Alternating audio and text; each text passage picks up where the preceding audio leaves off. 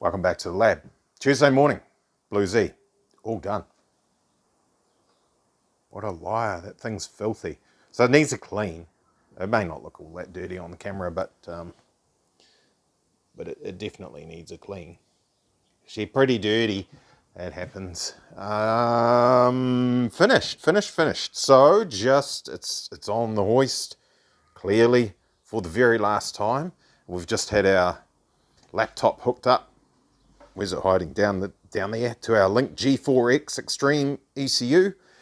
And we've just calibrated the ECU so it knows what gear it's in. Gear, there's a gear lever. And we did that so we can do boost by gear.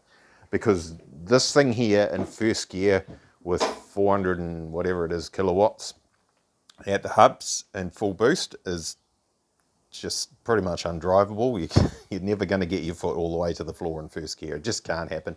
Second gear, pretty much the same thing. So first and second gear, we've pulled some boost out of it. So it has less tendency to kill people or try and kill people or at least fall off the road. I'm just opening the bonnet here. Finished. Like there is more that could be done in here, but you kind of have to draw a line somewhere at some point in time and say we've spent enough time, enough effort, and we've achieved the goals that we wanted to achieve. So it's no longer a pile of crap, as in the previous engine demolition that was carried out on this car.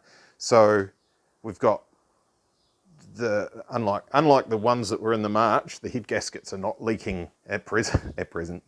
I'll say that bravely.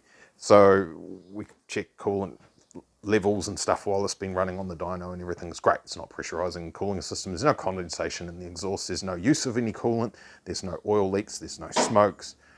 Smoke out the exhaust, nothing like that. There's no funny noises. No metal in the oil, etc. She's good. She's good to go. And some things got to polish, not everything. I polished, this is obviously very shiny. I polished this for her. It's lovely. And it's all good to go. So this is going to go on the trailer. It's very nice. You can see it's shiny outside, isn't it? Bright and shite and briny. Is that what they say? So this is going to go on the trailer. And it's going to go back to its owner when I've given it a clean. I'll take some cleaning stuff with me because it'll get dirty on the trailer on the way down. Then we put another Z32 on the trailer that happens to be in a similar sort of area of town, countryside, and we bring that one back and we start on that one. Not quite the extreme is what we did on this. Far, like this next one's this much of a job, and this one here, off the screen, lots bigger job than what we're going to do on the next one, but that's all right. And then we've got some, I need to make a phone call actually and talk to our mates at Link. There's some real good news with something that's going to happen with this. I'm just going to suss out when we can get our hands on a certain little thing that'll be awesome. The video's taken a different direction to what I was expecting. So the owner of the Blue Z, she didn't really want to be driving it initially, so I drove it. So we don't have any footage of that. It's probably just as well. So anyway, we've converted a blue two-seater hard top manual twin turbo into a grey, is it gunmetal grey, I guess you call it, 2+2 T-top manual twin turbo. Now this Japanese car that has been to Australia and been complied over there, and then it's moved with the owner, Jamie, to New Zealand and been complied over here. This one's got the standard wheels on the front. They're all the same, whether it's turbo or non-turbo on the front. American domestic market got a wider wheel on the back. So this one's got those wheels on it, which may be hard to see on the video, but you can see they are just ever so slightly deeper dish. Now, let's not call them a dished wheel as such, but there's more of it, right? So it's not flat like the front ones. So we've got a couple of little things to do on this one. We are fast running out of day. I was thinking about taking you for a ride up the gondola there, but we're going to end up too late in the day. It goes up there and you can see stuff and things.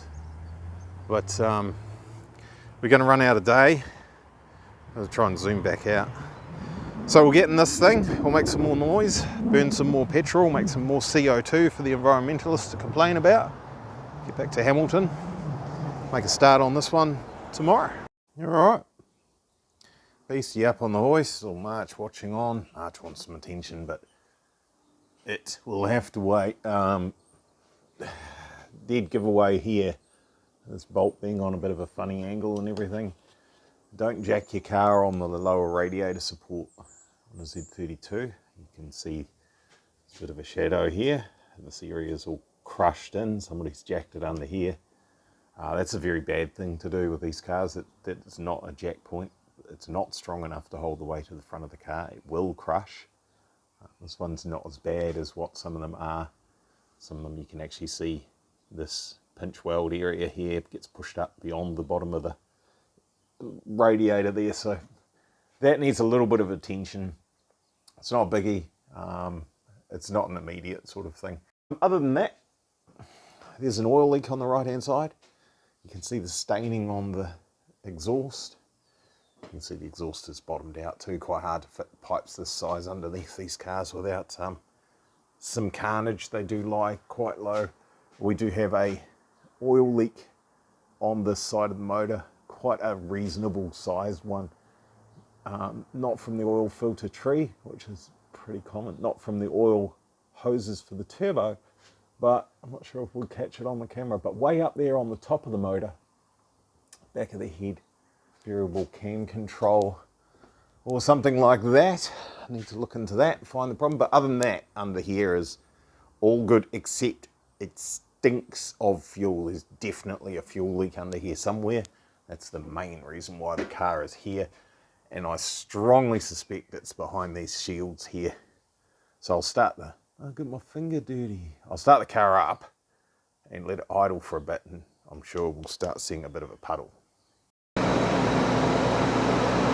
It's running, as Forrest Gump would say. The engine cooling fan's a bit enthusiastic. Would have expected that to have calmed down by now, but alright. There you go. Did in the end. A little bit of forged piston noise in here. Nothing too concerning. Although if we're thinking of doing an ECU upgrade. If we're going to do that, I'm going to take the oil filter off, cut it open, make sure we don't have anything going on in the engine before we go spending lots of money on an ECU, only to find the engine starts getting knocky. Here's his air conditioning filler port cap. Somebody's lost that at some point in time. We'll be able to recover that because we're probably taking these off. I think there's a leak in here somewhere. There's no sign of it just yet. Take these off and have a look. Well, there's our coolant leak that he was talking about. He spotted a couple of drops on the floor. Hose clamp's stuck. It's been torqued up to the point where it's gone past its little flange there, so that won't have enough tension. So we'll ditch that. Covers are off here. Yeah, it's still a bit knocky with those pistons. No evidence of a leak just here. Not really. There's some evidence of a leak running down from further up. So we'll lower it down, we'll have a look from the top. There's some, I'm not sure if it shows on the camera, there's some general streaking down here which indicates there's been fuel coming from up there. We'll have a look up there. Of course, not forget to put those covers back on later on. There we go.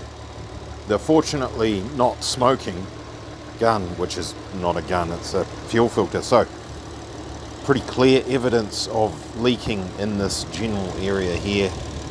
So the owner said he had a go at these, tightening those up. So he's probably inadvertently or unknowingly, maybe, solved his problem, fixed it himself.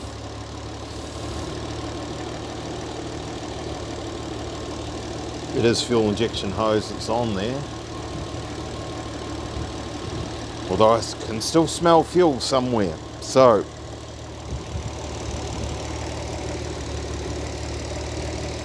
that is looking a little bit wet just there. Filter looks pretty old, so it might be a new filter and some new hoses, and we might be under control as far as that goes.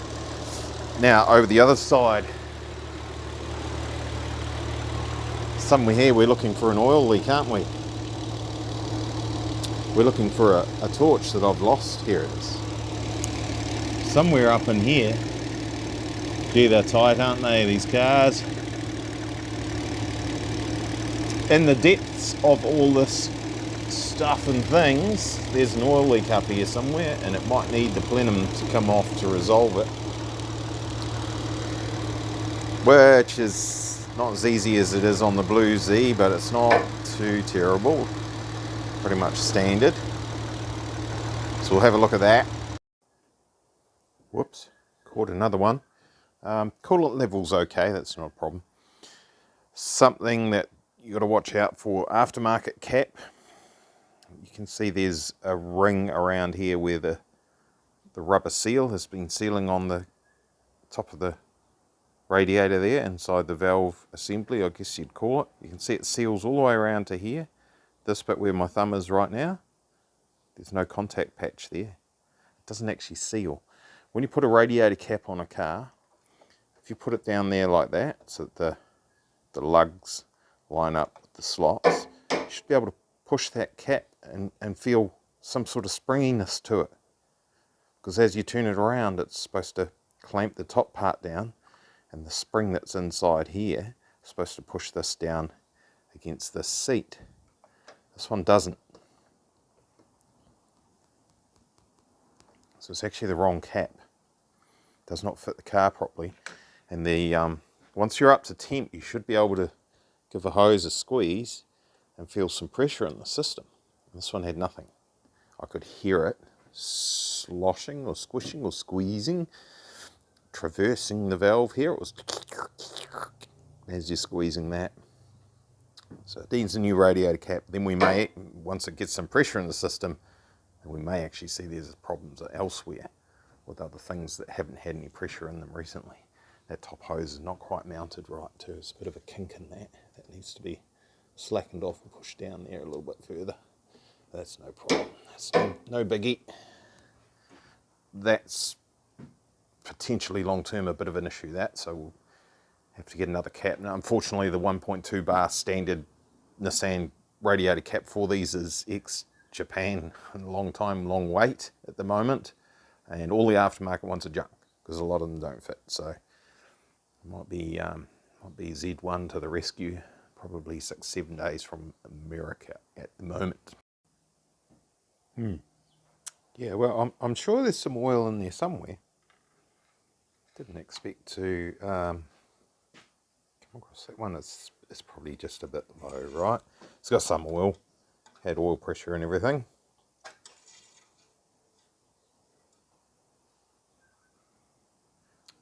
She's definitely very, very low. Extremely low. That's all right. We're going to cut the filter open, as I said earlier before I even found this, to have a look and see what's going on. So I'll change the oil anyway. We'll start with that. It's basics. There won't be whatever's left in there. It doesn't look particularly clean anyway, so an oil change won't hurt. Oil and filter, basic service really, isn't it? Oil and filter, some fuel hose, a radiator cap, a new hose clamp on the bottom there. Find and fix the oil leak. We should be away, maybe. We'll see. We'll see what we find inside the oil filter. Yep, so pretty low on oil. So that's maybe 2.5 to 3 litres at best. Should be 4 in there or thereabouts. I have put a couple of litres of just the wrong grade. It's a heavier grade than what it actually needs, and it's a cheapish oil. That's okay. I couple of litres of that in there just to flush it out a bit more. Things are a little bit nicer for our oil change. You won't get everything out, just it makes a start on cleaning things out. And I'll drain that into there. It probably will fit, and that holds 5 litres in total. And then we'll see how much was actually in there, basically. Or I could tip that. That's what I'll do. I'll tip that into here because we got a grade on the side, and we'll see how much was actually in there. In case it's low enough that it warrants further investigation. Yeah. Okay. Geez, chainsaws and dogs and everything going on this morning. So we've got about that much as a 4 litre container.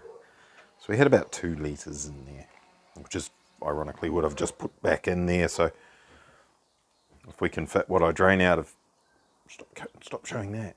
If I can fit what I drain out of here into there, and this is full, then we know it was 2 litres, wasn't it? So it's very low. It's probably not low enough that it would have caused any harm, knowing that this thing hasn't been on the track or anything like that. So not concerned about it. We didn't have any metal showing in the filter, in the oil that we just drained. We'll check the filter. Wait, what? What do we see? What is this?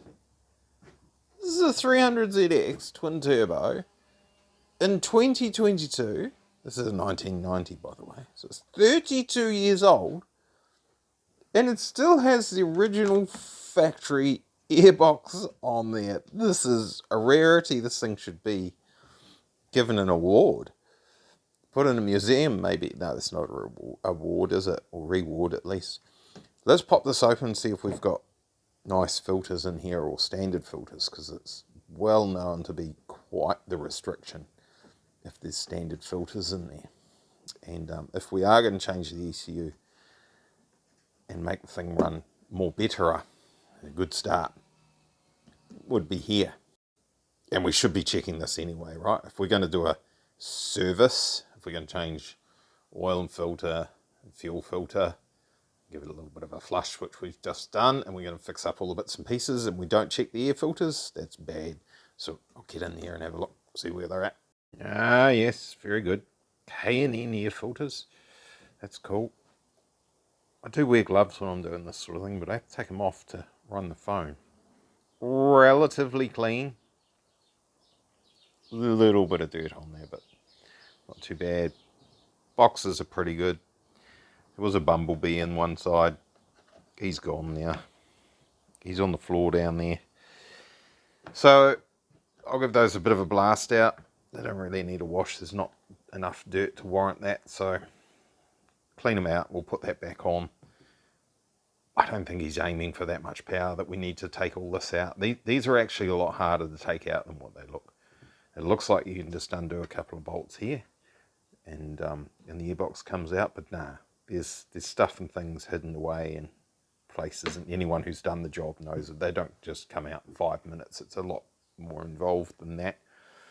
There's some ducting that runs from these boxes. Where's it go? Under the headlights here, and then up into the guards, which is supposed to be nice cold air there in theory. So they're sort of semi-protected against ingestion of water and things like that. And with all the climate changes going on, there's probably a bit of flood water to deal with at some point in time in its life. So we'll just leave this as it is. Fuel filter changed. That's the old one. Generally, I tip the contents of the filter out, give it a slosh shake around with both ends blocked, ditch it into something and have a look. That was spotless clean. So, yep, good idea changing the fuel filter. Quite a lot of stuff in there. Yummy, yummy. Incidentally, this is from the March. This is 2 filters from that actually haven't done that many miles since they were cleaned. So the amount of rubbish that comes out of E85, this is a really good cleaning agent, right? It cleans out everything from your fuel tank and fuel system in general. Yeah, there's It's not good. Well, it is good. It's good because it's in here, not in the car. Okay, so I've had to tighten up of all the fuel hoses and stuff. Oh, we might barely be able to see them. There's a couple up here that were really difficult. They're done. I guess the oil leak is the next thing on my list to have a quick look at.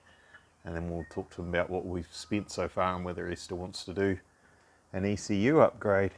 We could put an under tray under here. I do have one, an aluminium one.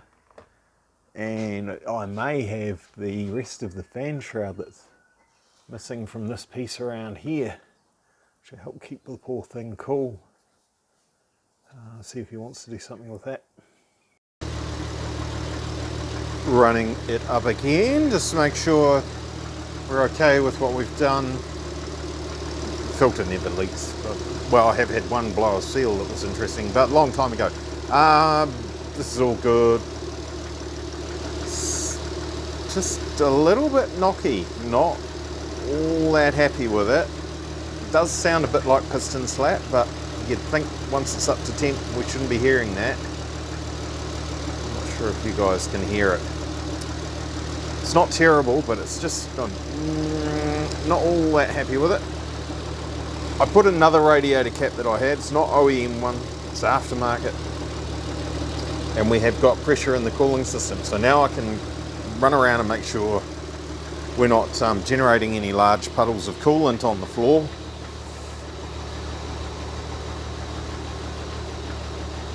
That's not coolant. I think that's a drop of oil from cleaning the mess underneath it. So we're looking all right.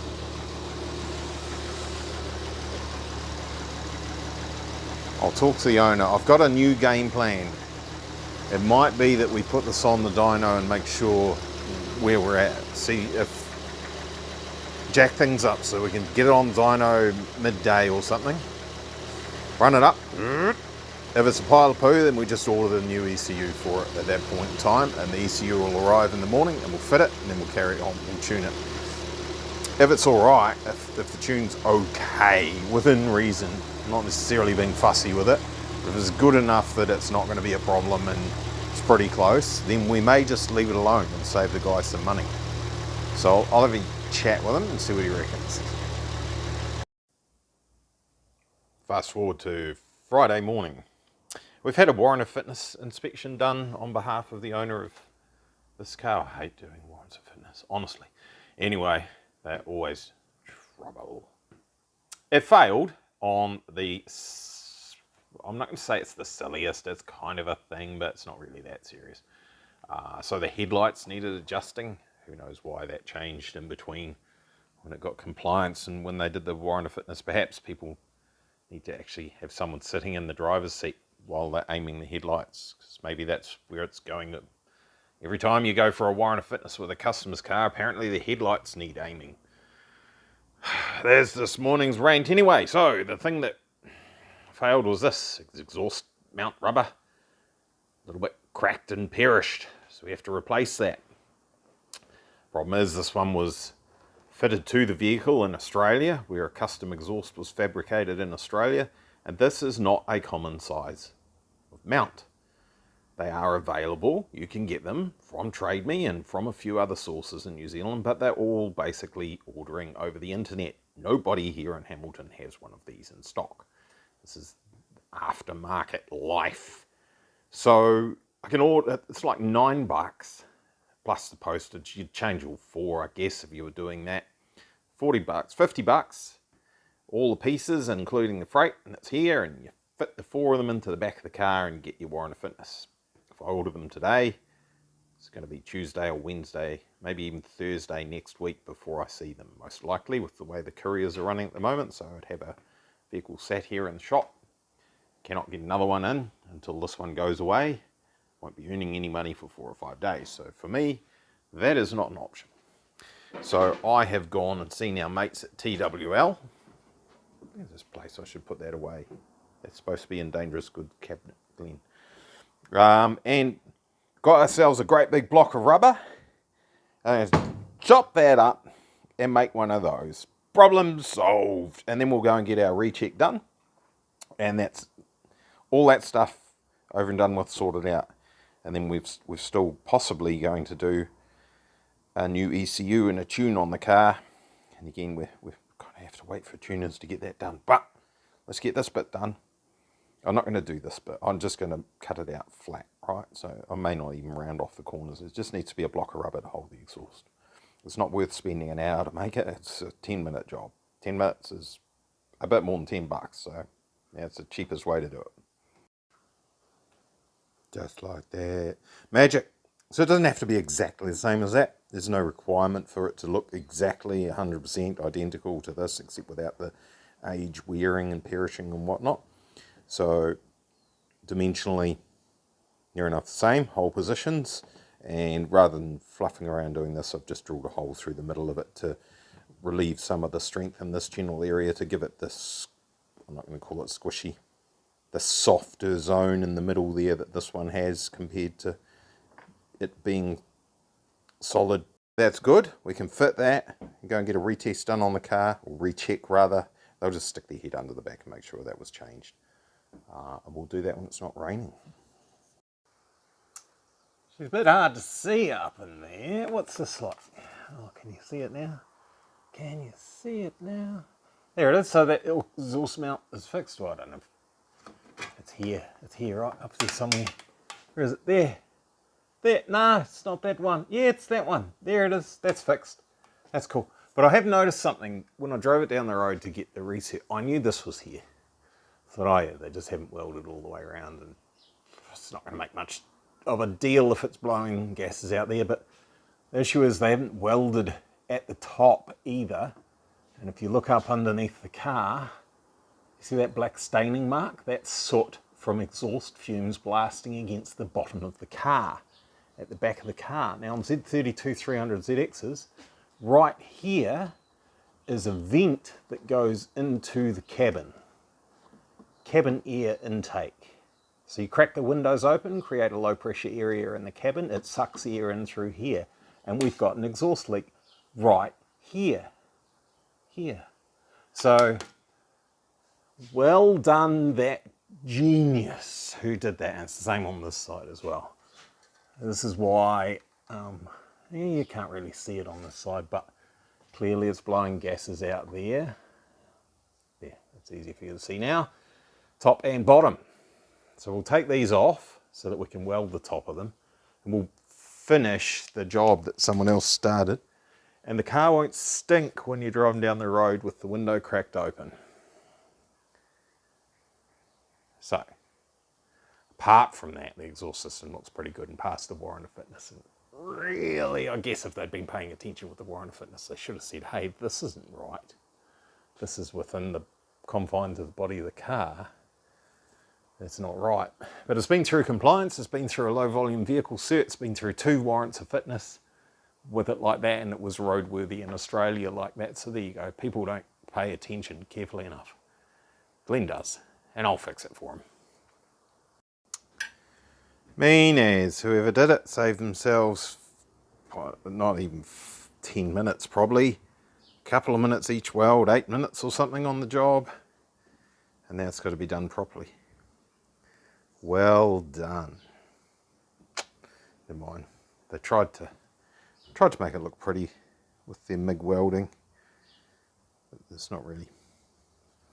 There's no comparison to TIG. Ow, it bit me. Sharp bit.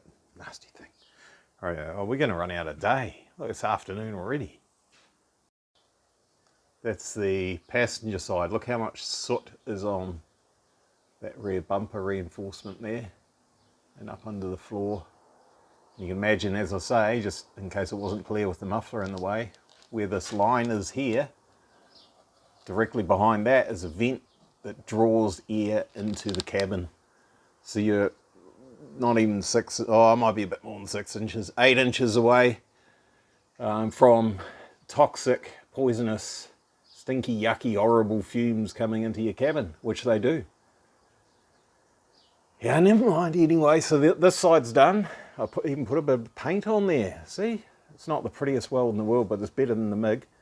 And I did the top as well, obviously. Took it out. So we'll test drive it after this and see if it's stinky or not. And then it rained. And then when it stopped raining, it was 4:30. Well, actually, it might have been a little bit earlier, but it doesn't matter anyway, because the next thing I'm going to say is, and I'm not test driving a customer's car around Hamilton on a Friday afternoon, because I've seen how those people drive, and it's best to stay at home. It really is. I haven't seen a whole lot of crashes on Friday afternoons, to be fair, but I've seen a few, and it's enough that it's just not worth the risk. So maybe tomorrow might be test drive for this little 300 ZX, and we'll see if it still gets stinky into the cabin. Probably won't. It's probably pretty good now. They are pretty bad for getting fumes into the cabin with aftermarket exhausts. It's probably something to do with the shape of the back of the car and the velocity of the gases coming out compared to having tiny little wee pea shooter exhaust pipes, which would fire the gas out further away from the back of the car, if you know what I mean. But anyway, that may or may not be it. I've been trying to organise getting it on dyno to get a tune. It's just too hard. So the guy might just take it back and carry on as it is. Use it for now, and we'll deal with it later. Thanks for watching. Right, cheers, bye.